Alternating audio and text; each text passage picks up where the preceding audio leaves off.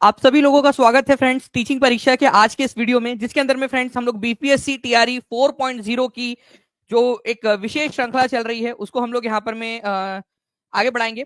मैं आपको बता दूं फ्रेंड्स कि आज से हमारी एक 6 दिन का एक चैलेंज स्टार्ट हो रहा है। इस चैलेंज के अंदर में मैं आप लोगों को कह रहा हूं कि आप 6 दिन जो है वो लगातार सारे के सारे जो लेक्चर्स है अच्छे से देखिए। आप लोग 7वें दिन हम इसकी टेस्ट लेंगे। कितने लोग इस चैलेंज को एक्सेप्ट करते हैं मुझे हाथ ऊपर करके बता दीजिएगा। ठीक है, आगे में मैं इस चैलेंज के बारे में आपको फिर से भी बताऊंगा। पूरा 7 दिन लगातार हम लोग बीपीएससी टीआरई 1, 2, ठीक है, 3 और 3 का जो कैंसल्ड पेपर था उसको पूरा उसके ऊपर में बेस्ड क्वेश्चन हम लोग देखेंगे। साथ ही साथ 69th जो बीपीएससी हुई थी आप लोगों की, उसके ऊपर में बेस्ड जो क्वेश्चन थे उसमें पूछे गए जो प्रश्न थे उनको भी हम लोग देखने की कोशिश करेंगे, ताकि आप लोग जो है इन सारे क्वेश्चन से अवगत हो सके और इस पर बेस्ड अगर कोई भी क्वेश्चन नया आपसे पूछ लिया जाता है तो आप लोग उसको सॉल्व कर सके, या फिर अगर वही क्वेश्चन आ जाता है तो आप लोग सॉल्व कर सके। मैं आपको पहला ही क्वेश्चन इस तरीके से दिखाऊंगा, आप लोग जो है समझ जाओगे कि हम लोग किस तरीके से पढ़ने वाले हैं, ताकि आपका नॉलेज बैंक इंक्रीज हो। ओके, चलिए सबसे पहले तो उन सभी लोगों का बहुत बहुत शुक्रिया जिन्होंने सेशन को लाइक कर दिया था फ्रेंड्स यहाँ पर में। और यहाँ पर मैं जैसे कि देख पा रहा हूँ काफी सारे बच्चे जिन्होंने सेशन को लाइक कर दिया, 1000 से ज्यादा लाइक हमारे ऑलरेडी हो चुके हैं। एक बार हाथ भी ऊपर कर देंगे फ्रेंड जितने भी बच्चे जिन्होंने सेशन को लाइक कर दिया है। ठीक है, थैंक यू आरवी पिन जी, बहुत बहुत शुक्रिया आपका आपके प्यारे से कमेंट के लिए। ठीक है, बहुत बहुत शुक्रिया। तो सेशन को जिन्होंने भी लाइक कर दिया उन सभी लोगों को पूरा का पूरा ये सेशन समर्पित। ठीक है, और ऐसे ही फ्रेंड्स अपना यहाँ पर में योगदान देते रहिए, जहां भी शेयर कर सकते हो शेयर कर देंगे सभी के सभी लोग। ठीक है, चलिए पहला क्वेश्चन आप लोगों के स्क्रीन के ऊपर में ये रहा। पहले ही क्वेश्चन से आप लोग समझ जाओगे कि क्या हम लोग करने वाले इस पूरे के पूरे सेशन के अंदर में। ठीक है, उस पूरी सीरीज में देखिए फ्रेंड्स, कई सारे बच्चे हैं जिनको यूएई के बारे में पता ही नहीं होता है। ठीक है, तो आप देखिए, आप 69 बीपीएससी में क्वेश्चन आया था, हो सकता है बीपीएससी टीआरई के अंदर में ये क्वेश्चन पूछ ले या इससे रिलेटेड कोई क्वेश्चन पूछ ले। पूछ सकते कि नहीं पूछ सकते? पूछ सकते ना। ठीक है, बीपीएससी की नजरों में ये क्वेश्चन है। तो यूएई के अंदर में कौन कौन से राज्य आते हैं? एक्चुअली फ्रेंड्स यूएई जो है ये आप लोगों को पता होना चाहिए फ्रेंड्स की 7 राज्यों से मिलकर बनता है। ठीक है, 7 राज्यों से मिलकर बना है। तो ये 7 राज्य कौन कौन से हैं? और मैं आपको बता दूं ये क्वेश्चन इससे ज्यादा इजी कोई क्वेश्चन हो नहीं सकता। आप लोगों में से जितने भी बच्चों को लग रहा है ये टफ क्वेश्चन है, मैं आपको बता दूं इससे ज्यादा इजी क्वेश्चन कोई हो ही नहीं सकता। क्योंकि ऑप्शन एलिमिनेशन की अगर आप लोग टेक्निक का इस्तेमाल करोगे तो आप लोग बहुत आसानी से कर पाओगे। मैं आपको बताऊं ठीक है कैसे? चलिए पहले आप लोग ट्राई कर लीजिए। चलो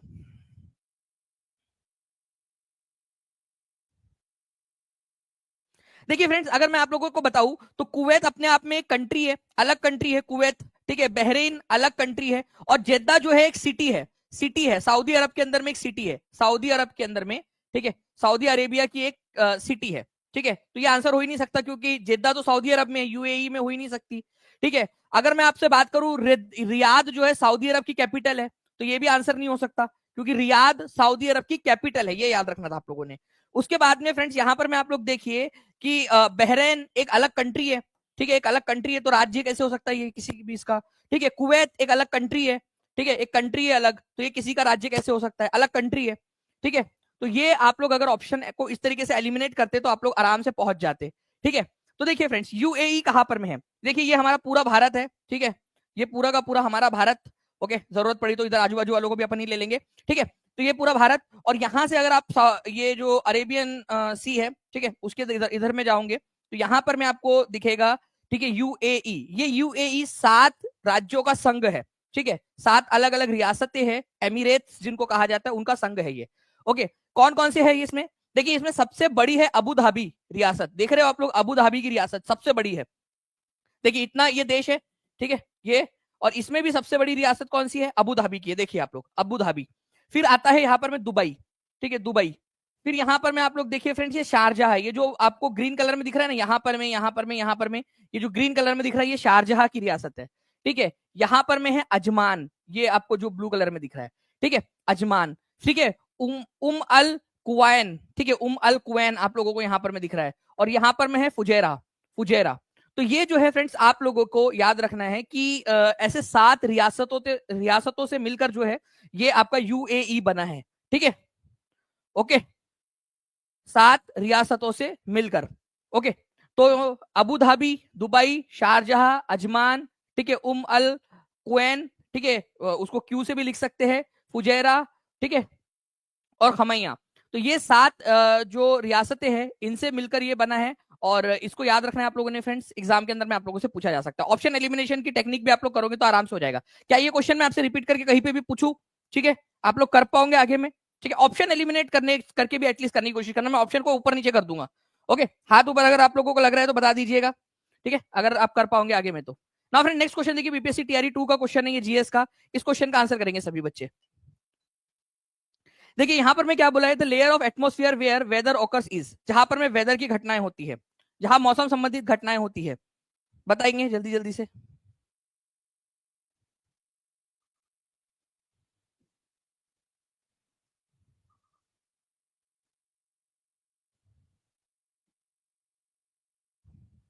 चलिए बहुत बढ़िया फ्रेंड्स, जिन भी बच्चों ने अब तक चैनल को सब्सक्राइब नहीं किया, चैनल को सब्सक्राइब भी जरूर कर लेंगे, ताकि इसी तरीके से आप लोगों को जो है फ्रेंड्स बहुत सारे और भी क्वेश्चंस मिलते रहे। ठीक है,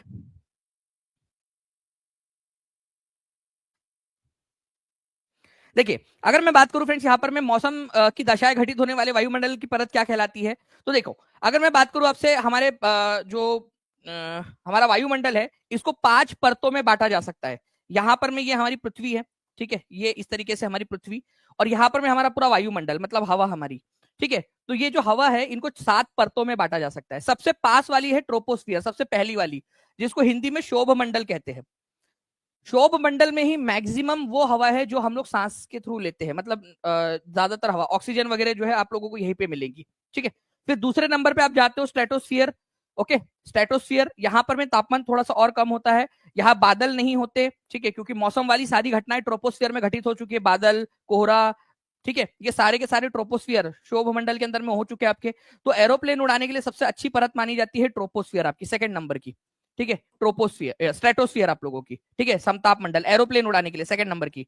तो एरोप्लेन उड़ाने के लिए कौन सी वाली परत मानी जाती है, ये याद रखना आप लोगों ने, स्ट्रेटोस्फियर, समताप मंडल, ठीक है। मेसोस्फियर थर्ड नंबर की, सबसे ठंडी है, और फिर इसके बाद में तापमान बढ़ने लगता है थर्मोस्फियर से।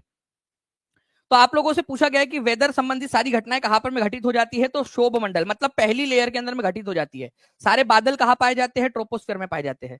एरोप्लेन उड़ाने के लिए सबसे अच्छी परत कौन सी है, तो एरोप्लेन उड़ाने के लिए सबसे अच्छी परत है आपकी स्ट्रेटोस्फियर, समताप मंडल, ठीक है। क्यों? क्योंकि वहां पर में बादल नहीं होते, सारे बादल वगैरह सब कुछ ट्रोपोस्फियर के अंदर में आप लोगों के कंप्लीट हो जाते हैं, ठीक है। तो ये आप लोगों का क्वेश्चन था, एग्जाम के अंदर में आ सकता है, तो प्लीज इस पर्टिकुलर क्वेश्चन को याद रखिएगा आप सभी के सभी लोग। ओके, नेक्स्ट आप लोगों नेक्स्ट क्वेश्चन की तरफ में आगे बढ़ते हैं फ्रेंड्स हम लोग। यहाँ पर में आप लोगों को इसका अगर क्रम याद हो गया तो एक बार इसको जी भर के देखिए, ठीक है, क्योंकि फिर मैं आप लोगों को एक क्वेश्चन दिखा रहा हूं।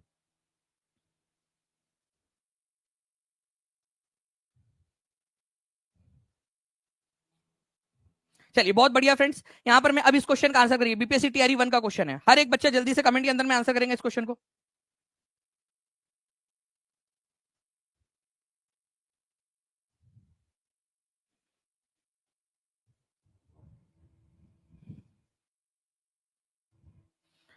चंद्रिका शर्मा जी, ऑलरेडी उसके ऊपर में मैं वीडियो बना चुका हूँ, आप कल रात में बनाया हुआ है, परसों रात में भी, तो प्लीज उसको देख लीजिएगा आप।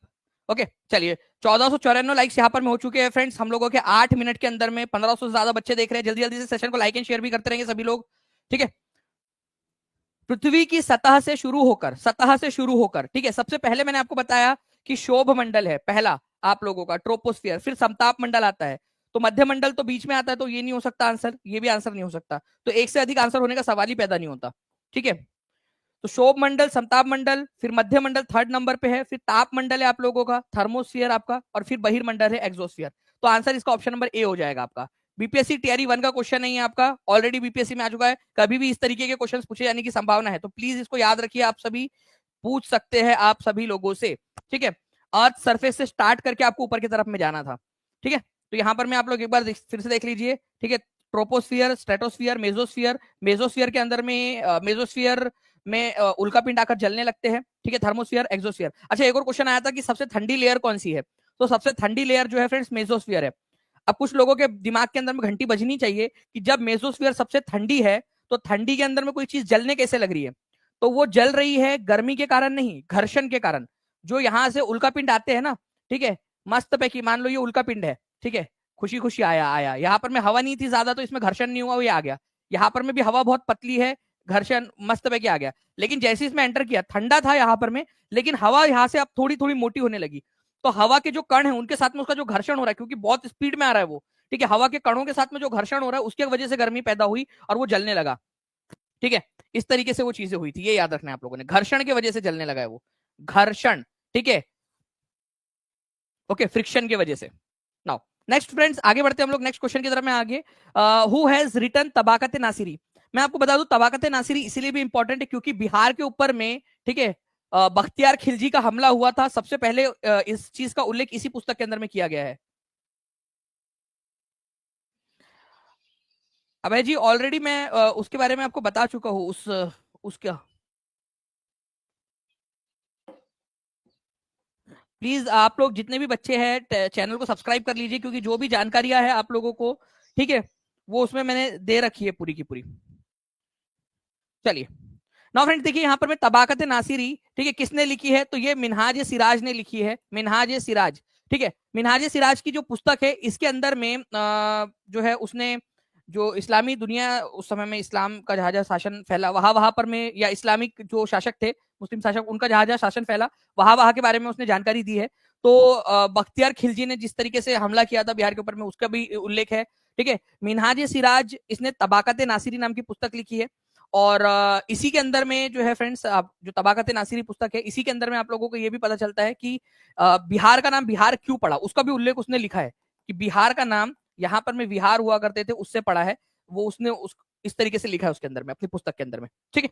चलिए नाउ फ्रेंड्स नेक्स्ट क्वेश्चन आप लोगों का, on which date was the constituent assembly held its first session, ठीक है, संविधान सभा की पहली बैठक कब हुई थी और उसके अध्यक्ष कौन थे ये भी बता दीजिएगा आप सभी लोग।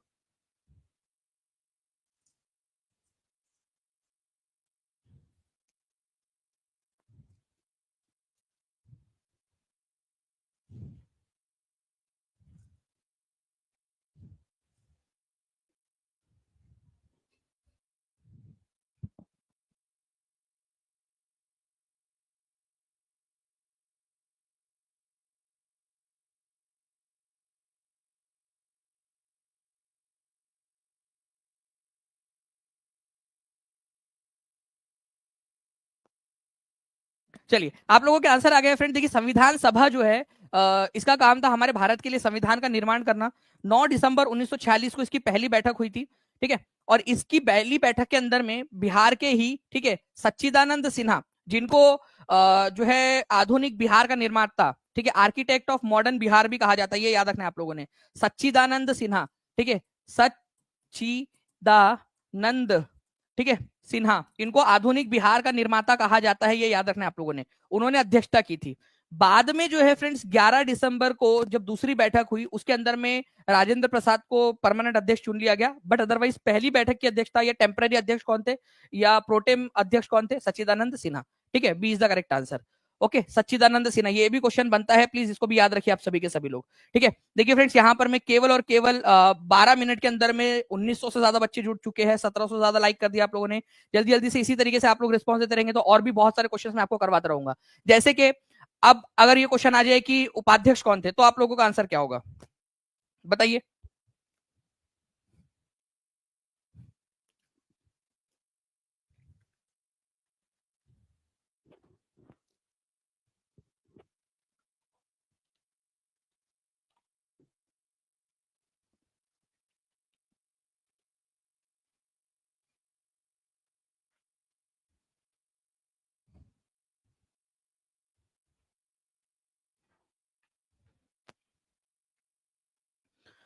देखिए तो अगर मैं बात करूं फ्रेंड्स यहाँ पर मैं उपाध्यक्ष कौन थे तो आप लोगों को पता होना चाहिए कि संविधान सभा के, ठीक है, दो उपाध्यक्ष थे।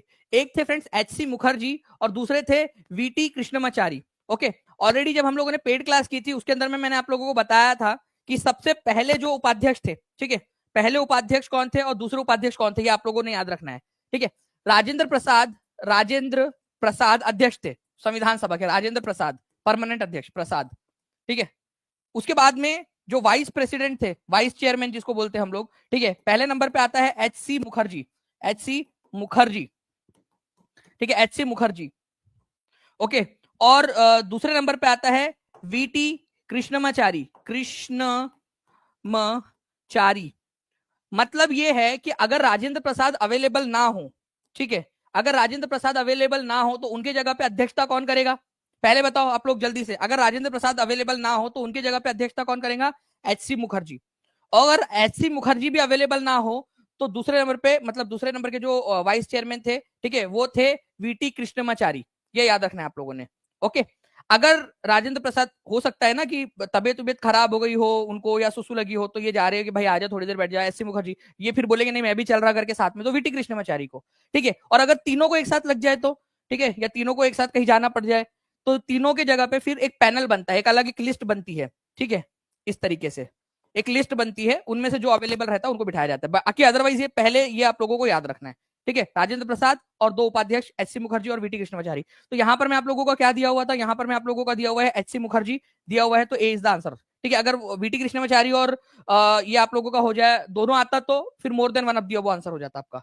अगर दोनों दिया होता तो, ठीक है। ऑलरेडी हम लोगों ने एग्जाम हमारे इसमें क्वेश्चन में किया हुआ है। एक क्वेश्चन देखिए, निम्नलिखित में से कौन सी मिट्टी कपास उगाने के लिए आदर्श है, ठीक है।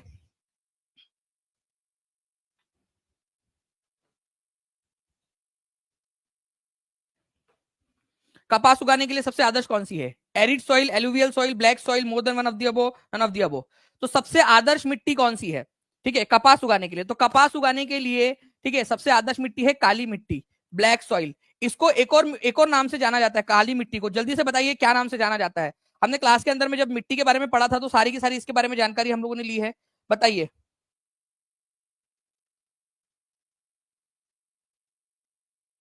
हिंदी पढ़े हो तो भी अप्लाई कर सकते पूजा सिंह।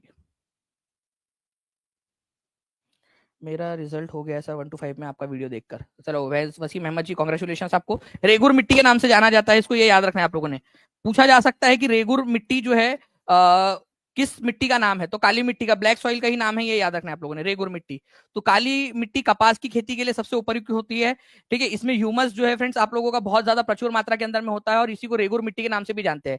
अच्छा, in which of the following state is black soil found? Black soil कहां पर में पाई जाती है, काली मिट्टी, ठीक है। बताइए, ये क्वेश्चन भी आया था एग्जाम के अंदर में, काली मिट्टी कहां पर में पाई जाती है, रेगुर मिट्टी कहां पाई जाती है, ऐसा भी क्वेश्चन बन सकता है, ठीक है।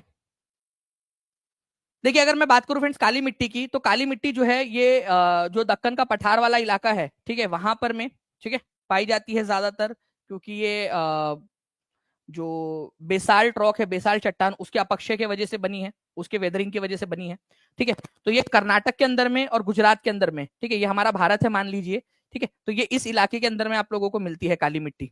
ओके, तो कर्नाटक में भी मिलती है, गुजरात में भी मिलती है, महाराष्ट्र में भी मिलती है। तो ये आंसर हो जाएगा आपका more than one of the above, उपरयुक्त में से एक से अधिक, more than one of the above, ठीक है। तो D is the correct answer आप लोगों का। क्यों? क्योंकि यहाँ पर मैं आप देखिए फ्रेंड्स, ये एनसीईआरटी का मैप है, एनसीईआरटी में जो दिया है, ये आप देखिए काली मिट्टी यहाँ पर में भी पाई जा रही है, इधर में भी आपको काली मिट्टी मिल रही है, ठीक है। तो इस तरीके से काली मिट्टी जो है यहाँ आपको मिलती है।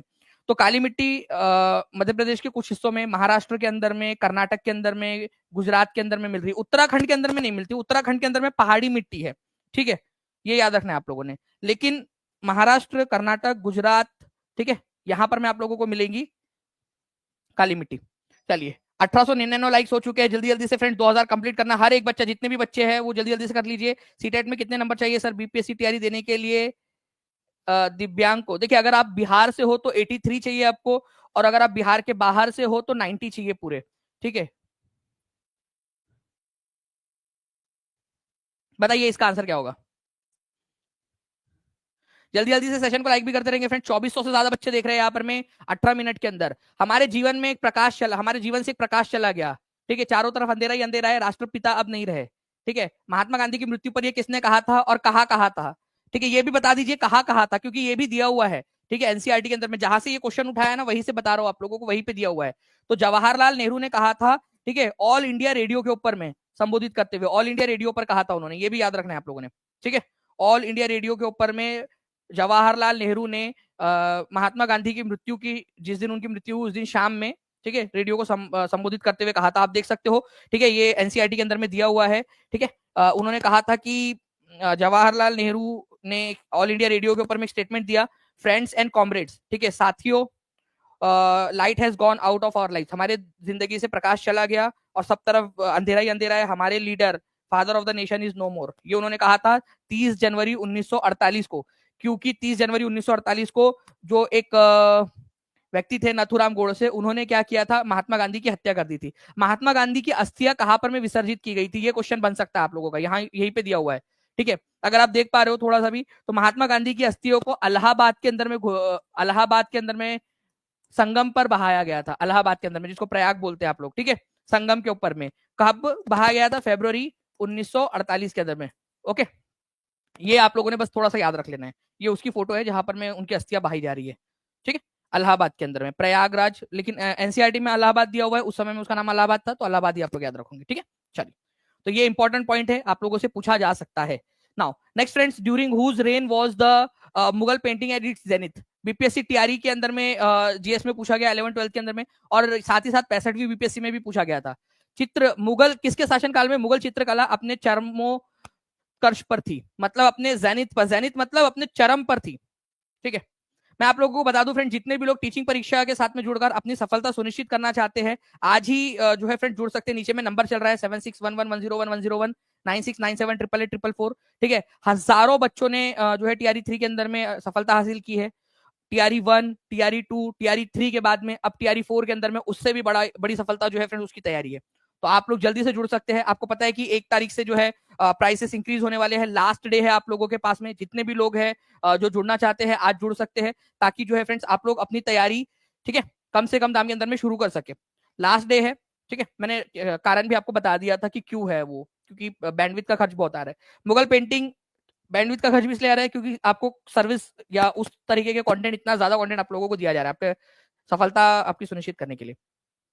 देखिए, मुगल चित्रकला जो है फ्रेंड्स, अगर आप लोगों को बताऊं तो जहांगीर के समय में सबसे बेस्ट पे थी, ठीक है। अब जहांगीर कौन था ये भी समझिए आप लोग, क्योंकि कई सारे बच्चों को ये पता ही नहीं होता, ठीक है। देखिए, बाबर का बेटा, ठीक है, बाबर का बेटा हुमायूं, हुमायूं, हुमायूं का अकबर, वो एक एड आती थी, पता है आप लोगों को, उसके अंदर में था ये, ठीक है। बाबर का बेटा हुमायूं, हुमायूं का अकबर, अकबर का था जहांगीर, जहांगीर, जहांगीर का था फिर शाहजहां, शाहजहां, ठीक है। तो फ्रेंड्स यहां पर मैं जो जहांगीर था ना, इसके समय में पेंटिंग सबसे जो है पेंटिंग का स्वर्ण युग इसके अंदर में कहा जाता है। इसको जो है आर्किटेक्चर का, आर्किटेक्चर आर्किटेक्चर या फिर जिसको आप लोग जो है जो वास्तुकला कहते हो, उसका स्वर्ण युग कहा जाता है शाहजहां को, वास्तुकला का। लेकिन मुगल पेंटिंग का अगर कहा जाए तो जहांगीर के समय को कहा जाता है। तो none of the above answer हो जाएगा आपका, ठीक है, नन ऑफ दी अबव। कितने लोगों ने सही आंसर लगाया, कितने लोगों को पता था, जल्दी से हाथ ऊपर कर देंगे, ठीक है। चैनल को सब्सक्राइब अगर नहीं किया तो एक बार चेक कर लीजिए, चैनल को सब्सक्राइब कर लेना है सभी लोगों ने, ताकि आप लोगों को जो है फ्रेंड्स सारी चीजें मिलती रहे। अब मैं आप लोगों को एक चीज बता देता हूं यहां पर मैं, ठीक है, एक इंपॉर्टेंट वाली चीज, ठीक है। आज से 6 दिन तक, ठीक है, ठीक है, आज पहला दिन है, ठीक है, आज से लेकर 6th डेट तक आप लोगों की जो क्लासेस होंगी, ओके, हर दिन जो है फ्रेंड्स आप लोगों ने इसको अच्छे से देखना है, क्योंकि 7th डे अगर अगर ठीक है, क्योंकि 6,90,000 सब्सक्राइबर हमारे हो चुके हैं, अगर हम लोग 7वें दिन तक, ठीक है, 7 लाख सब्सक्राइबर्स को कंप्लीट कर जाते हैं, ठीक है, 7 लाख सब्सक्राइबर अगर हम लोग कंप्लीट कर जाते हैं, तो 7वें दिन मैं आप लोगों की एक मेगा टेस्ट लूंगा, ठीक है, मेगा टेस्ट हम लोग लेंगे इन पूरे के पूरे इसके ऊपर में बेस्ड, ठीक है। और ये टेस्ट आप लोगों के लिए, सबके लिए फ्री रहेंगी, ठीक है, सबके लिए रहेगी। तो आप लोगों ने क्या करना है, आप सभी लोगों ने जो है फ्रेंड्स जल्दी से इस सेशन को शेयर कर देना है, क्योंकि जितने ज्यादा बच्चे रहेंगे उतना ज्यादा आप लोगों का जो है फ्रेंड्स आप चेक कर पाओगे कि आपका जो है ओरिजिनल स्कोर कितना आ रहा है, आप लोग कंपटीशन में कहां पर में स्टैंड कर रहे हो। तो जहां भी शेयर कर सकते हो शेयर जरूर कर दीजिएगा आप सभी के सभी, ठीक है। हमारा टारगेट है कि 7वें दिन तक आज से, ठीक है, हम लोग 7 लाख क्रॉस कर चुके हो, और 7 लाख क्रॉस करने की खुशी में हम लोग जो है ये जो बड़ी टेस्ट है हमारी वो हम लोग कंडक्ट कर सके। तो हर एक बच्चे की जिम्मेदारी बनती है कि जल्दी से जहां जहां भी शेयर कर सकते हो शेयर जरूर कर देंगे। जिन्होंने चैनल को सब्सक्राइब नहीं किया, चैनल को सब्सक्राइब जरूर कर लेंगे आप सभी, ओके। चलिए, तो इसका आंसर ई हो जाएगा फ्रेंड्स, ओके। आपको समझ में आ गया क्यों? क्योंकि जहांगीर के समय को कहा जाता था। एक बार कमेंट में लिख भी देना आप लोग, पेंटिंग का जो स्वर्ण युग है किसको कहा जाता है? जहांगीर के। AWES की एग्जाम में ऑलरेडी आ चुका है ये क्वेश्चन, ओके। चलिए, द इंडस वैली सिविलाइजेशन के समय में ग्रेट बाथ कहां पर में मिला है आपको? ठीक है, विशाल स्नानागार। विशाल स्नानागार का मतलब है फ्रेंड्स आप लोगों का एक बड़ा सा स्विमिंग पूल टाइप का ग्रेट बाथ कहां पर में मिला है। अच्छा, आर्किटेक्चर का कहां पर में कहा जाता है ये भी आप लोग बता देंगे, आर्किटेक्चर का।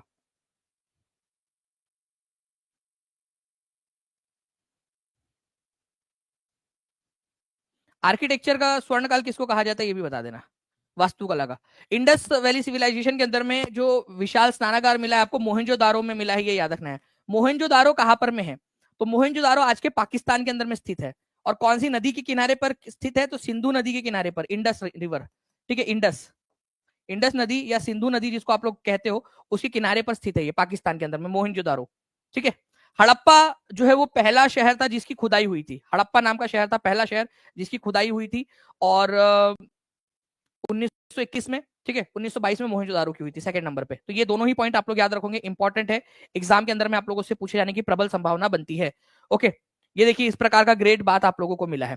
ठीक है, नाउ नेक्स्ट, अच्छा इसका इसका वो क्या था आपका डायमेंशन, प्लीज ये याद रखना आप लोग। ग्रेट बाथ जो है, जो महान स्नानागार, 1273, ठीक है, 12-7, ठीक है, 12 मीटर लॉन्ग, 7 मीटर वाइड और 3 मीटर डीप था, वो 3 मीटर गहरा था।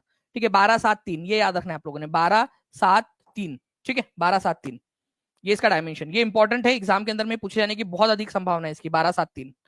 Okay, now next question friend, निम्नलिखित में से कौन सा कथन सही है? एग्जाम में आया हुआ क्वेश्चन, जल्दी बताइए आप लोग। नहीं, शालिग्राम दुबे जी 83 कहा है 55% के लिए, इसी वजह से। ठीक है, बिहार से भी हो तो भी 83 चाहिए, वो एक नया आदेश जारी किया, 0.5 भी नहीं चलेगा, 82.5 चाहिए, तो 82.5 तो ला नहीं सकते, तो 83 लाना पड़ेगा उसमें। जल्दी जल्दी शेयर कर दीजिए सभी लोग, यहाँ पर मैं सैयद हसमत रिजवी बोल रहे हैं, तो चलो सभी लोग जल्दी जल्दी से शेयर कर दो। देखिए अगर मैं बात करूं फ्रेंड्स, यहाँ पर मैं भारत की भूमि का कुल क्षेत्रफल, ठीक है, 3.28 मिलियन स्क्वायर किलोमीटर है। ठीक है, सही बात है, 32,80,000 स्क्वायर किलोमीटर के करीब है। मिलियन में अगर हम लोग गिनेंगे तो 3.28 मिलियन स्क्वायर किलोमीटर हो जाता है। भारत की जो अलग अलग देशों के साथ में स्थलीय सीमा है, ठीक है, वो 15,200 किलोमीटर की है। कितनी है ये भी लिखते जाओ, देखो हो सकता है ये अलग से क्वेश्चन बन जाए, ये क्वेश्चन अलग से बन जाए, ये क्वेश्चन अलग से बन जाए। ठीक है, तो ये भी सही है आपका और ये भी सही है। भारत का प्रमुख याम्योत्तर, जहां से समय डिसाइड होता है भारत का, वो है 82 डिग्री 30 मिनट ईस्ट, ना कि 45।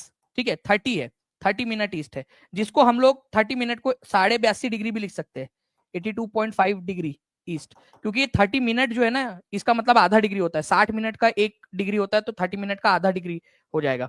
ठीक है, तो ये आपका गलत है, लेकिन ये दो सही थे, तो answer more than one of the above है। ठीक है, आप लोगों से गलत वाला पूछा था, सही वाला पूछा था ना। ठीक है, तो आंसर आप लोग लगा दोगे ऑप्शन नंबर, ठीक है, E, option number D, more than one of the above, D यहाँ पर में आंसर हो जाएगा आप लोगों का। ठीक है, और ये पूरा एनसीईआरटी बेस्ड क्वेश्चन था आप लोगों का। ठीक है, और वहीं से आप लोगों को ये पढ़ाया भी था आपको, तो पूरा का पूरा लॉन्जिट्यूड लैटिट्यूड वाले लेक्चर के अंदर में आराम से आप लोग कर सकते थे। तो भारत का जो मानक यामी उत्तर है, जहां से भारत की सीमा जाती है, भारत की रेखा जहां से भारत का समय डिसाइड होता है, 82 डिग्री 30 मिनट ईस्ट, ये भी लिख देंगे आप लोग। ओके, कितने राज्यों से जाते हुए दिख रही है आप लोगों को, कमेंट में बताइए जल्दी जल्दी से, कितने राज्य है जिसमें से जाते हुए आप लोगों को दिख रही है। ठीक है, जल्दी जल्दी से शेयर करते रहेंगे फ्रेंड्स सभी लोग। हमारा टारगेट है 7 लाख सब्सक्राइबर्स हम लोगों को करना है 7 दिनों के अंदर अंदर में। ठीक है, हर एक बच्चा जहां भी शेयर कर सकता है, टेलीग्राम, फेसबुक, व्हाट्सएप, इंस्टाग्राम, हर जगह पे जल्दी से शेयर कर देंगे। ठीक है, और जिन्होंने भी चैनल को सब्सक्राइब नहीं किया, वो लोग चैनल को सब्सक्राइब कर लीजिए। ठीक है, जितने भी सब्सक्राइबर्स है सारे के सारे लोगों को वो टेस्ट देने का मौका मिलेगा। ठीक है, तो कौन कौन से स्टेट है, 1, 2, 3, 4, 5, कौन कौन से है, जल्दी से नाम लिख देंगे आप लोग कमेंट में, हर एक बच्चा। मैं चाहता हूं आप लोग नाम लिखे ताकि आपको याद हो ये नाम। ठीक है, ये 5 राज्य है, आप लोग देखिए जल्दी से कमेंट के अंदर में लिखेंगे नाम, नाम भी लिखते जाओ, हर बच्चे ने नाम लिखना है ताकि आपकी एक्टिविटी हो। यही एक चीज फैक्टर है जो डिसाइड करता है कि आप लोग आगे बढ़ोगे या नहीं। ठीक है, चलिए, now friends, who is considered as first Tirthankar of Jainism? देखिए जैन धर्म जो है ना, ठीक है, ये बहुत ज्यादा प्राचीन जो है माना जाता है मान्यताओं के अनुसार। तो जैन धर्म में माना गया है कि 24 तीर्थंकार हुए हैं, मतलब जिन्होंने जैन धर्म के अंदर में अपने प्रवचन देकर लोगों को सही रास्ते पर लेकर आए हैं। तो 24 तीर्थंकार माने जाते हैं, उनमें से पहले तीर्थंकार कौन से थे ये बोला जा रहा है, जिन्होंने जैन धर्म की स्थापना की थी। तो वो थे फ्रेंड्स आपके, ठीक है, ऋषभ देव। ठीक है, ऋषभ देव, ये याद रखना है आप लोगों ने, जिनको आदिनाथ के नाम से भी जाना जाता है, आदिनाथ के नाम से भी इनको जाना जाता है, आदिनाथ। ठीक है, तो आदिनाथ भी इनको कहते हैं, ये याद रखना है आप लोगों ने, ऋषभ देव या आदिनाथ, ये जैन धर्म के पहले तीर्थंकार थे। और 24वें नंबर के तीर्थंकार कौन से थे, तो ये थे वर्धमान महावीर। महावीर, ठीक है, महावीर जो है जैन धर्म के संस्थापक नहीं है, वो 24वें नंबर के तीर्थंकार है, ये याद रखेंगे आप सभी लोग। ओके, तो ऋषभ देव, जिनको आदिनाथ भी कहा जाता है, ओके, ये पहले तीर्थंकार थे। और 24वें नंबर के तीर्थंकर महावीर थे, वर्धमान महावीर। ठीक है, तो आप देख सकते हो यहाँ पर मैं पूरा का पूरा आप लोगों को ऑलरेडी बताया है। ऋषभ देव, आदिनाथ, इनका जो सिंबल था, देखो हर हर जो तीर्थंकर है ना, ऐसा माना जाता है कि उनके जो सीधे पैर का जो अंगूठा है उसके ऊपर में कोई ना कोई चिन्ह बना हुआ होता था। ठीक है, तो वृषभ या फिर बैल जो है वो आदिनाथ का चिन्ह था। अजीत नाथ सेकंड नंबर के थे, उनका हाथी था। संभवनाथ इनका अश्व था, घोड़ा। ठीक है, अभिनंदन बंदर था। सुमंती नाथ जो है क्रॉन्च पक्षी जो है वो था उनका। ठीक है, पद्म प्रभु पद्मनाथ कमल था। ठीक है, इसी तरीके से वर्धमान महावीर का जो चिन्ह था वो था सिंह। ठीक है, सिंह मतलब शेर। ठीक है, ये याद रखना है आप लोगों ने। Okay, now friend next question, frigid zone किसको कहा जाता है? शीत कटिबंध क्षेत्र। ध्यान से समझिए आप लोग, ये हमारी पृथ्वी, ये टीआरई का क्वेश्चन है आप लोगों का। ये हमारी पृथ्वी मान लीजिए, ये 0 डिग्री वाला हमारा क्या हो जाएगा यहाँ पर में? इक्वेटर। ठीक है, उसके बाद में अगर मैं यहां से देखूं तो ये कर्क रेखा है 23.5 डिग्री नॉर्थ वाली। ठीक है, और ये है मकर रेखा। ठीक है, tropic of Capricorn 23.5 degree south वाली। ठीक है, 23.5 डिग्री साउथ। अगर हम लोग एक और बात करेंगे यहां पर में, तो यहां पर में आपका आता है 66.5 डिग्री नॉर्थ, और यहां पर में आता है 66.5 डिग्री साउथ। ये जो 66.5 डिग्री नॉर्थ वाला जो है ना, इसको बोला जाता है आर्कटिक सर्कल। आर्कटिक सर्कल, इसको कहा जाता है Antarctic circle. Antarctic, Antarctic circle. ठीक है, तो ये आर्कटिक सर्कल के ऊपर वाला जो भाग है, ठीक है, 66.5 डिग्री नॉर्थ से लेकर 90 डिग्री नॉर्थ तक का, मतलब नॉर्थ पोल तक का जो है, इसको कहते हैं फ्रिजिड जोन। क्या कहते हैं? फ्रिजिड, फ्रिजिड जोन मतलब शीत क्षेत्र, बहुत ज्यादा ठंडी पड़ती है वहां इसलिए। और अंटार्कटिक सर्कल या 66.5 डिग्री नॉर्थ से लेकर 90 डिग्री साउथ तक का जो है, साउथ पोल तक का, इसको भी कहा जाता है फ्रिजिड जोन। फ्रिजिड जोन मतलब शीत क्षेत्र। तो ये दो जो है शीत क्षेत्र है जहां बहुत ज्यादा ठंडी पड़ती है। अब यहां पर मैं आप लोग देखिए, 66.5 डिग्री उत्तर से लेकर उत्तरी ध्रुव तक सही बात है। दोनों गोलार्धों में 23.5 डिग्री से 66.5 डिग्री तक गलत। ठीक है, यहां इस वाले क्षेत्र को थोड़ी ना हम लोग कहते हैं। ठीक है, इस वाले क्षेत्र को थोड़ी ना हम लोग शीत क्षेत्र कहते हैं, इसको तो शीतोष्ण क्षेत्र कहते हैं। दक्षिणी ध्रुव व्रत, अंटार्कटिक व्रत जो है आपका, अंटार्कटिक सर्कल। ठीक है, यहां से जो ये अंटार्कटिक सर्कल है, यहां से लेकर, ठीक है, साउथ पोल तक। ठीक है, बिल्कुल साउथ पोल तक, इसको भी आप लोग फ्रिजिड जोन कहते हो, इसको भी जैसे ऊपर वाले को कहते हो। वही 66.5 डिग्री की जगह पे अंटार्कटिक सर्कल लिख दिया यहाँ पर में उसने। ठीक है, तो ये भी बिल्कुल सही है। तो 2 पॉइंट यहाँ पर में सही है, तो आंसर आपका हो जाएगा ऑप्शन नंबर डी, उपयुक्त में से एक से अधिक। ठीक है, ये क्वेश्चन जो है फ्रेंड्स बहुत ही बढ़िया बनाया था। जो भी व्यक्ति ने इस क्वेश्चन को बनाया है ना, उसने बहुत ही बढ़िया क्वेश्चन बनाया है। और मैं मानता हूं कि ऐसे क्वेश्चंस की जरूरत है जिससे एक्चुअल में नॉलेज चेक हो रहा है। आप खुद से देखिए ना, 66.5 डिग्री लिखा है, लेकिन यहाँ पर में अंटार्कटिक व्रत लिखा है। अच्छा, यहाँ पर में क्या लिखा जा सकता था, आप लोग बताइए मुझे। देखते आप लोगों की अंडरस्टैंडिंग कितनी डेवलप हुई है। 66.5 डिग्री नॉर्थ की जगह पे क्या लिखा जा सकता था? मैंने यहाँ लिखा हुआ है, इस इमेज के अंदर में लिखा हुआ भी है। ये बहुत प्यारा क्वेश्चन है, बहुत ज्यादा क्वेश्चन, बढ़िया क्वेश्चन है ये। ठीक है सर, फूफा जी आए हैं क्लास में, कहा है फूफा जी? चलिए चलिए, फूफा जी का आदर सत्कार के साथ में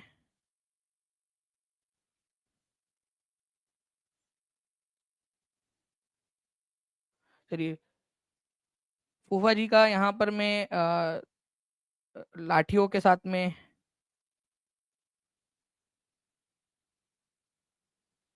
क्या बात है, बच्चे लोग यहाँ पर में बच्चे लोग ही उन लोगों का फूफा जी का स्वागत और उनका आदर सत्कार कर दे रहे, तो मेरी जरूरत ही नहीं पड़ी यहाँ पर में। चलो, मेरे बच्चों ने ही संभाल लिया फूफा जी को। चलिए, तो मेरे बच्चों ने फूफा जी का कर लिया यहाँ पर में, बच्चे बड़े हो गए हैं अभी मेरे। तो डी, उपरयुक्त में से एक से अधिक जो है फ्रेंड्स यहाँ पर में आंसर हो जाएगा, ये याद रख लेना है आप लोगों ने। तो आर्कटिक सर्कल यहाँ पर में आंसर हो जाएगा। ठीक है, Arctic circle. Okay, Arctic circle. और बहुत अच्छे से उनका आदर सत्कार भी कर दिया है। ठीक है, लाठियों से, गालियों से, अलग अलग तरीके से कर रहे हैं यहाँ पर में, कर दिया है उन लोगों का। चलिए, तो टीम, उनको ब्लॉक भी कर दिया जाए उन फूफा जी को, नहीं तो वो बेचारे नाराज हो जाएंगे। सारे लोगों को जो फूफा जी होने के बाद में मेरे को ब्लॉक नहीं किया, तो वो फूफा जी को ब्लॉक कर देना। ठीक है, क्योंकि वो क्लास देखने के लायक नहीं है फूफा जी। चलिए, नाउ फ्रेंड्स, ये जो क्वेश्चन था आप लोगों का, आप देख सकते हो, उत्तरी ध्रुव व्रत 66.5 डिग्री उत्तर में, ठीक है, आर्कटिक सर्कल, और दक्षिणी ध्रुव व्रत, ठीक है, आप लोगों को आप देख सकते हो यहाँ पर में इस तरीके से।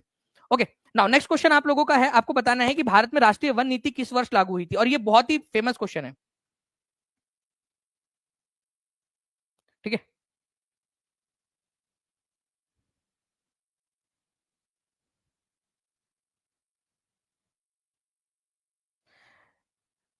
यूपीएससी टीचर 25 बोले सर हमने तो फूफा जी का गाल फुला दिए। चलिए गुड। देखिए फ्रेंड्स, यहां पर मैं आप लोगों का कि from which year was the national forest policy introduced in India, तो भारत के अंदर में नेशनल फॉरेस्ट पॉलिसी जिसके अनुसार भारत के अंदर में, ठीक है, आप लोगों का 1952 के अंदर में ये पॉलिसी आई थी, 1952 के अंदर में, इसके अनुसार कितना परसेंट, देखिए नेक्स्ट क्वेश्चन ही आप लोगों का, 1952 में जो भारतीय राष्ट्रीय वन नीति आई थी, एक क्वेश्चन से दूसरा क्वेश्चन आपका क्लियर हो गया। देखिए राष्ट्रीय वन नीति कब आई थी 1952 में, राष्ट्रीय वन नीति कब आई थी 1952 में, आपने देखा ये चीज, एक क्वेश्चन यहीं की यहीं पे क्लियर हो गया आपका। ठीक है, अब इसके अनुसार कितना परसेंट, हमारे भारत का कितना परसेंट हिस्सा जो है कम से कम ये रहना चाहिए आपका, वनाच्छादित रहना चाहिए, या फिर आप लोगों से बोला गया है कि फॉरेस्टेड होना चाहिए। ठीक है, तो आंसर हो जाएगा फ्रेंड 33%, कम से कम 33% रहना चाहिए। ओके, ये यहां पर मैं इस पर्टिकुलर इसका कहना है, तो आप देख सकते हो यहां पर मैं नेशनल फॉरेस्ट पॉलिसी 1952 के अनुसार एनसीईआरटी में दिया हुआ है, कम से कम 33% भारत का जो एरिया है, ठीक है, वनाच्छादित रहना चाहिए। ये आप लोगों को पढ़ाया हुआ है ऑलरेडी, और वहीं से क्वेश्चन आया है, आप लोग देख भी सकते हो। ठीक है, तो जितने भी बच्चे हैं जो लोग चाहते हैं कि इस तरीके से आप लोगों का पेपर क्लियर हो जाए अच्छे से, ठीक है, जो पेपर में जहां से क्वेश्चन आते हैं, टीचिंग परीक्षा बिल्कुल वेल रिसर्च करके आपको पढ़ा रहा है, आप लोग देख सकते हो अलग अलग एग्जाम के अंदर में। ठीक है, ये क्वेश्चन आया आप लोगों का, ठीक है, ये भी एक क्वेश्चन आया, तो आपके एग्जाम के स्पेसिफिक आपको पढ़ाया जा रहा है, ताकि आपका, क्योंकि रिजल्ट इतना सारा क्यों आया, क्योंकि पढ़ाई पढ़ाया हो गया आपको। ओके, नाउ फ्रेंड, आपको बताना है कि भारतीय राष्ट्रीय कांग्रेस की स्थापना के समय भारत का वायसराय कौन था। ठीक है, ये भी एक इंपॉर्टेंट क्वेश्चन है, इसका भी आंसर कर दीजिए जल्दी से। 2427 लाइक्स हो चुके हैं, जल्दी जल्दी सेशन को लाइक भी करते रहेंगे, और जहां भी शेयर कर सकते हो शेयर जरूर कर दीजिए फ्रेंड्स, क्योंकि यही चीज है जो हम लोगों को मोटिवेट करती है, पूरी टीम को मोटिवेट करती है और ज्यादा आप लोगों के लिए मेहनत करने के लिए। और 6 दिन का जो टारगेट है, वो कौन कौन बच्चे जो है वो लेते हैं इस टारगेट को, ठीक है, इस चैलेंज को एक्सेप्ट करते हैं। और अगर सच में चैलेंज को एक्सेप्ट करते हो, और आपको लगता है कि आपने जो है फ्रेंड्स टॉप 100 के अंदर में रैंक लेकर आनी है, जैसे इन बच्चों ने लेकर आई है, ठीक है, अगर आपको लगता है कि आपका भी नाम पेपर में आना चाहिए, आपको भी जो है आपको भी अपने जो प्रियजन है उनको प्राउड फील करवाना है, ठीक है, तो ही हाथ ऊपर करना। ठीक है, अगर आपको लगता है कि आपको आपके जीवन में आपके जो बच्चे हैं, ठीक है, आपके साथ में जो लोग जुड़ने वाले, उनका भविष्य आप लोग अच्छे से कर सके, तो ही हाथ ऊपर करना। ठीक है, और पूरा चैलेंज को कंप्लीट करना फिर। ओके, चलिए, तो चैलेंज अगर एक्सेप्ट करते हो तो 6 दिन लगातार बिना किसी छुट्टी के हम लोग जो है फ्रेंड्स यहाँ पर में करेंगे, और अगर 7 लाख हमारे हो जाते हैं उस दिन तक, तो हम लोग जो है एक टेस्ट भी आप लोगों के लिए कंडक्ट करवा दूंगा मैं। ठीक है, तो हर बच्चे की जिम्मेदारी बनती है कि हर एक बच्चा जहां भी शेयर कर सकता है शेयर कर देगा। ठीक है, तो वायसराय कौन थे, लॉर्ड डफरिन थे, ये याद रखना है आप लोगों ने, लॉर्ड डफरिन। ठीक है, भारतीय राष्ट्रीय कांग्रेस की स्थापना का ईयर आप लोग बताएंगे मुझे जल्दी से। ठीक है, ईयर, भारतीय राष्ट्रीय कांग्रेस के संस्थापक कौन थे, ये क्वेश्चन आया था। मैं टीम से रिक्वेस्ट करूंगा कि बीपीएससी टीआरई 3 के अंदर में क्वेश्चन आ चुका है, आई थिंक कैंसर पेपर या ओरिजिनल जो पेपर हुआ था री एग्जाम, उसके में से दोनों में से किसी एक में आया है कि भारतीय राष्ट्रीय कांग्रेस की स्थापना संस्थापक कौन थे। ठीक है, ए ओ ह्यूम उसका आंसर था। ठीक है, चलिए, तो I think none of the above के अंदर में उसका आंसर बन रहा था, क्योंकि संस्थापक पूछा था। तो भारतीय राष्ट्रीय कांग्रेस की स्थापना किसने की थी, ईयर था, ईयर आप बता देंगे, और फर्स्ट प्रेसिडेंट आप बता दीजिए, first president, president. UP TGT में भी आ चुका है ये क्वेश्चन आप लोगों का, फर्स्ट प्रेसिडेंट वाला, तो बता दीजिए यहाँ पर मैं फर्स्ट प्रेसिडेंट कौन थे। ठीक है, 2482 लाइक्स हो चुके हैं, 18 लाइक्स दूर है हम लोग 1500 से। ठीक है, तो फर्स्ट प्रेसिडेंट कौन थे, देखो कांग्रेस की स्थापना हुई थी 1885 के अंदर में। ठीक है, ये आप लोगों को क्वेश्चन बन गया 1885 के अंदर में। फर्स्ट प्रेसिडेंट कौन थे, अगर ये क्वेश्चन आप लोगों से बन जाए तो ये याद रखना है आप लोगों ने फ्रेंड्स। ठीक है, कि फर्स्ट प्रेसिडेंट कौन थे, तो लोग लगा रहे ए ओ ह्यूम, लेकिन ए ओ ह्यूम नहीं थे। ठीक है, ये याद रखना है आप लोगों ने, वोमेश चंद्र बैनर्जी थे, W C Banerjee, W C Banerjee, Banerjee. संस्थापक और पहले अध्यक्ष में फर्क है। ठीक है, स्थापना की थी ए ओ ह्यूम ने, लेकिन पहले अध्यक्ष कौन बने थे 1885 के बॉम्बे अधिवेशन के अंदर में, डब्ल्यू सी बैनर्जी। ठीक है, बॉम्बे में जो अधिवेशन हुआ था उसके अंदर में। ठीक है, डब्ल्यू सी बैनर्जी। तो दोनों ही पॉइंट्स बहुत इंपॉर्टेंट है, प्लीज याद रखिएगा, एग्जाम के अंदर में पूछे जाने की प्रबल संभावना बनती है आप लोगों से। ठीक है, चलिए, रक्तहीन क्रांति के आंदोलन की शुरुआत किसने की। अब देखिए फ्रेंड्स, ब्लडलेस रिवॉल्यूशन, दो तरीके से क्वेश्चन बन सकता है। ब्लडलेस रिवॉल्यूशन आप लोगों से बोला है, एक है हमारा जो भारत के परिप्रेक्ष्य में है, और एक है आप लोगों का जो ब्रिटेन के परिप्रेक्ष्य के अंदर में है। तो आप लोगों से पूछा जा सकता है with respect to British revolution, which revolution is known as bloodless revolution, जिसको ग्लोरियस रिवॉल्यूशन भी बोला जाता है। ठीक है, 1688 के अंदर में हुआ था फ्रेंड्स। ठीक है,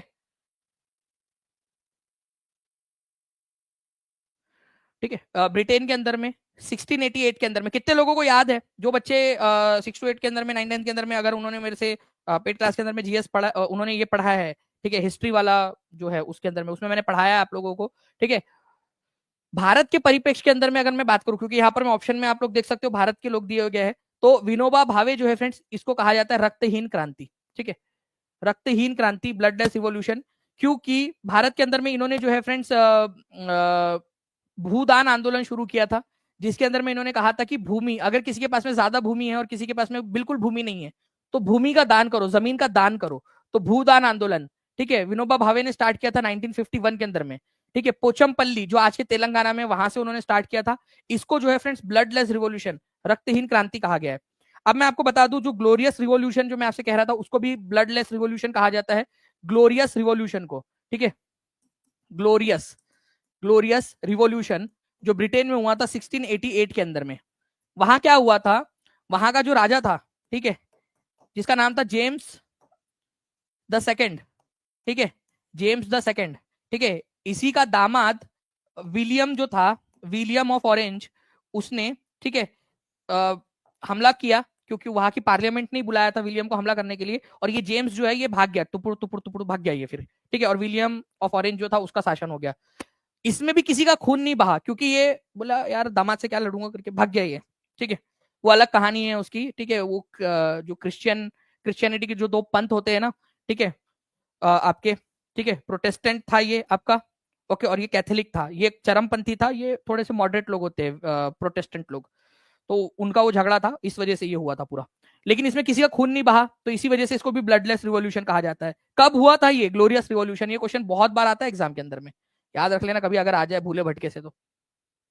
चलिए, तो एक क्वेश्चन के अंदर में मल्टीपल क्वेश्चन हम लोग जो है फ्रेंड्स करते हैं यहाँ पर में। ओके,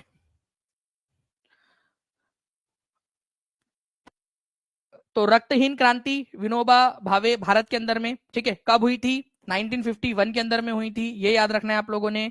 ठीक है, किसने किया था, किसको दिया जाता है भारत में ब्लडलेस रिवॉल्यूशन का टैग किसको दिया जाता है, ठीक है, तो विनोबा भावे को दिया जाता है। 2588 हो चुके हैं, 12 लाइक्स दूर है हम लोग 2600 से। ठीक है, और जहां भी शेयर कर सकते हो शेयर जरूर करते रहेंगे फ्रेंड्स। ठीक है, आप सभी के सभी लोग। चलिए,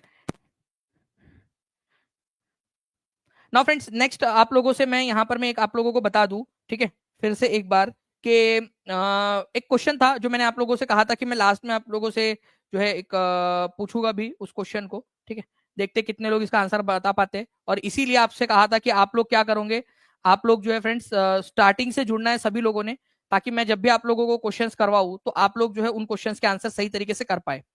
ठीक है, जस्ट अ सेकंड, मैं आप लोगों के लिए वो क्वेश्चन लगा रहा हूँ।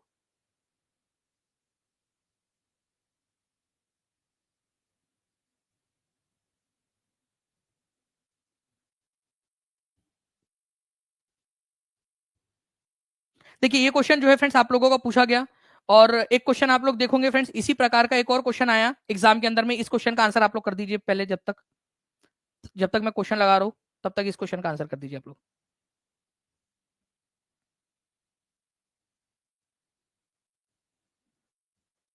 जिन बच्चों ने स्टार्टिंग से लेक्चर देखा है वो बहुत आसानी से इसके बाद वाला जो क्वेश्चन है वो कर पाएंगे।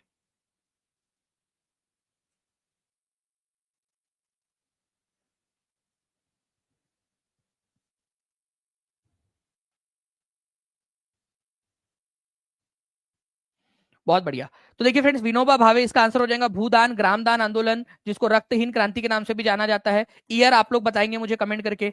ठीक है, बताइए विनोबा भावे ने स्टार्ट किया था, कहां से स्टार्ट किया था ये भी बता देना आप लोग। ओके, नाउ नेक्स्ट जो क्वेश्चन है फ्रेंड्स आप लोगों का, वो क्वेश्चन मैं आप लोगों से यहाँ पर मैं पूछ रहा हूँ कि आप लोग बताएंगे मुझे कि यूएई में कितने राज्य है, यूएई के अंदर में कितने राज्य है, यूएई के अंदर में। ठीक है, इस क्वेश्चन का आंसर कर देंगे आप सभी लोग, यूएई में कितने कितने राज्य है। ठीक है, टोटल नंबर ऑफ बता दीजिए, इसके अलावा अगर आप लोगों को याद आ रहा हो तो ये बता दीजिए, रियाद जो है फ्रेंड्स, ठीक है, ये कौन से देश की कैपिटल है? कैपिटल कौन से देश की कैपिटल है? क्योंकि ये भी मैंने स्टार्टिंग में ही बताया आप लोगों को, रियाद कौन से देश की कैपिटल है? कमेंट में आंसर करते रहेंगे आप सभी के सभी, क्योंकि आपको इसीलिए कह रहा हूं कि स्टार्टिंग से देखा करो लेक्चर को। ओके, दूसरा आप लोग बताना है कि मुगल पेंटिंग का जेनिथ, ठीक है, किसको कहा जाता है? जिस सबसे ऊपर थी मुगल पेंटिंग, किसके समय काल के अंदर में? वो राजा का नाम बता दीजिए। ये भी क्वेश्चन आपको करवाया हुआ है ऑलरेडी, ठीक है। नेक्स्ट क्वेश्चन की तरफ में आगे बढ़े, अगर हम लोग, मैं आप लोगों से और कुछ क्वेश्चंस पूछ लूं यहाँ, ठीक है। आपको बताना है कि भारत की, ठीक है, इंडिया जो है उसकी लैंड बॉर्डर कितने किलोमीटर की? इंडिया की लैंड बॉर्डर, ठीक है, लैंड बाउंड्री कितने किलोमीटर की है? चलो मैं यहां पर मैं ब्लैंक दे देता हूं, यहां पर मैं लिख देता हूं किलोमीटर्स, ठीक है। चलो, लैंड बाउंड्री कितने किलोमीटर की है, ये डब्बे में लिखना है आप लोगों ने। ये बहुत ही इंटरेस्टिंग सा क्वेश्चन है, ठीक है। ओके, चलिए देखते कितने लोग आंसर कर पाते हैं। अच्छा, मुझे बताओ कि 66 66.5 नॉर्थ को किस नाम से जाना जाता है, और 66.5 साउथ को किस नाम से जाना जाता है? दोनों ही पढ़ाया है मैंने आज आपको, ठीक है। इसको किस नाम से जानते हैं, इसको किस नाम से जानते हैं? अगर नहीं पता तो एक बार वापस से देखिए फ्रेंड्स, और बताइए आप लोग। और अगर 7 दिन का चैलेंज एक्सेप्ट करते हो तो वो भी मुझे कमेंट के अंदर में बता देना कि सर चैलेंज एक्सेप्टेड। और जैसे अगर हमारे 7 लाख सब्सक्राइबर्स कंप्लीट हो जाते हैं तो मैं आप लोगों के लिए जो है फ्रेंड्स, जो हम लोग टेस्ट लेने वाले बड़ा वाला वो भी लेंगे। तो उसके लिए आप लोगों को क्या करना है, आप लोगों ने जहां भी शेयर कर सकते हो वहां शेयर कर देना है, अगर चैलेंज एक्सेप्ट कर रहे हो तो आप लोग, ठीक है, क्योंकि दोनों ही चीजें हम लोगों ने कंप्लीट करनी है। ओके, चलो बहुत बढ़िया। ये सारे के सारे क्वेश्चंस के आंसर आप लोगों ने कमेंट के अंदर में देने हैं, ठीक है, ताकि मैं बेहतर तरीके से ये जांच सकूं कि आप लोग सही से कर रहे हो या नहीं, ठीक है। चलो बहुत बढ़िया। और एक क्वेश्चन आप लोग बता देंगे मुझे कि ब्लडलेस रिवॉल्यूशन, भारत के परिप्रेक्ष्य में ब्लडलेस रिवॉल्यूशन की शुरुआत किसने की थी? ये कमेंट का आंसर भी आप लोग कर देना। भारत में ब्लडलेस रिवॉल्यूशन की शुरुआत किसने की थी? ओके, चलिए, thank you very much friends, take care and bye. Next lecture में मिलते हैं हम लोग कल भी हम लोग, और ये आज का पहला दिन था, ठीक है। 6 दिन का हम लोग जो कर रहे हैं उसमें, और 7वें दिन अगर हमारा 7 लाख हो जाते तो हम लोग 7वें दिन बड़ी वाली टेस्ट लेंगे, ठीक है। तो उसके लिए भी आप लोग तैयार रहिएगा। तो शेयर कर दीजिए, चैनल को सब्सक्राइब कर देना है सभी लोगों ने, कमेंट में आंसर करना है जितने भी है। और जिन भी बच्चों ने यहाँ पर मैं सेशन को लाइक कर दिया उन सभी लोगों का भी बहुत बहुत धन्यवाद, ठीक है। 2750 से ज्यादा बच्चों ने सेशन को लाइक कर दिया है, बहुत बहुत शुक्रिया आप सभी लोगों का भी फ्रेंड्स। ओके, कल मिलते हैं, thank you very much, take care and bye, God bless you all, thank you. जो लोग टीचिंग परीक्षा के साथ में जुड़ना चाहते हैं, जो लोग पूछे सर कोर्स में कैसे जुड़े, तो नीचे में नंबर चल रहा है, उस नंबर पे कॉल कर लीजिएगा आप लोग। अगर कॉल ना लगे तो व्हाट्सएप कर दीजिएगा, टीम आपकी मदद कर देंगी आपके लिए, ठीक है। और आज लास्ट डे है आप लोगों का जो है जो कम प्राइस के अंदर में कोर्स के साथ में जुड़ने का, ठीक है, क्योंकि कल से फ्रेंड्स ये बढ़ जाएंगे, क्योंकि हम लोग उतना क्वालिटी मटेरियल आपको दे रहे हैं, उतनी सारी चीजें मिल रही है आप लोगों को। तो 100-200 रुपए से जो है आपका कोई फर्क नहीं पड़ेगा, लेकिन वो बहुत सारे जो बच्चे हैं ना उनकी वजह से कॉस्टिंग आ रही है ज्यादा, और हम क्वालिटी के साथ में कॉम्प्रोमाइज नहीं करेंगे। क्या कभी भी क्वालिटी के साथ में कॉम्प्रोमाइज करना चाहिए? नहीं करना चाहिए ना। तो क्वालिटी के साथ में टीचिंग परीक्षा कभी भी कॉम्प्रोमाइज नहीं करेगा। ओके, चलो, thank you very much, take care and bye, God bless you all, thank you.